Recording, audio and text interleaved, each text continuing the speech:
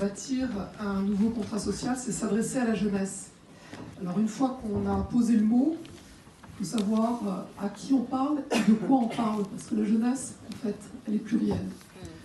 Il y a la jeunesse dorée, des quartiers chics dans lesquels on est ce soir, par exemple.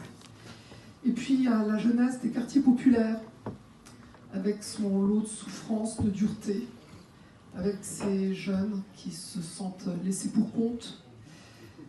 Ces 150 000, 200 000 jeunes qui dévissent chaque année, sans éducation, sans qualification aucune, sans formation, sans emploi, ni dans le coin, ni plus loin.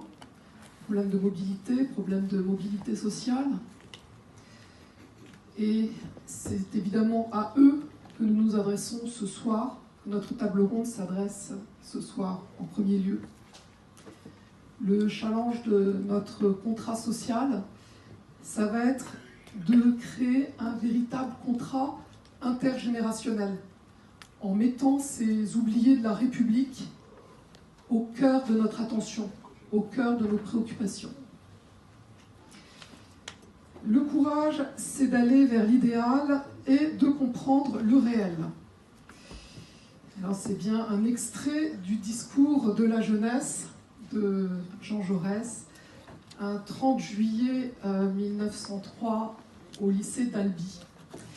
Et en fait, c'est la trajectoire, messieurs, que je vais vous demander de respecter dans vos interventions respectives, d'aller avec courage et audace nous parler de ce contrat social en vous appuyant sur les réalités de vos actions, les réalités déjà que vous avez mis en place, et puis les actions que vous pourriez mettre en place pour ce nouveau contrat social.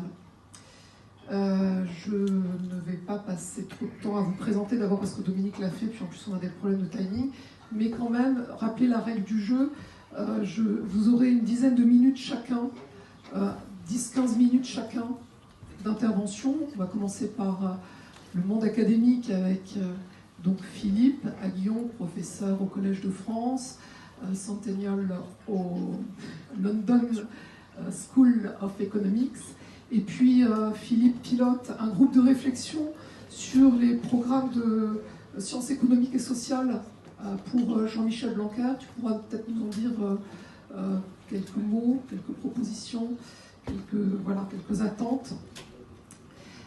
Ensuite, nous laissons la parole aux représentants de la jeunesse, des étudiants.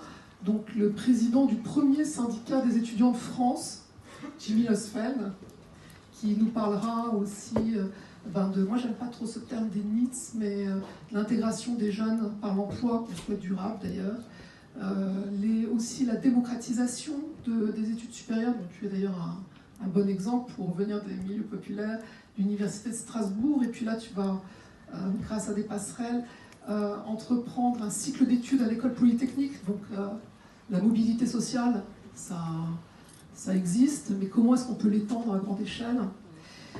Et puis enfin, les attentes des jeunes envers les politiques pour ce contrat social.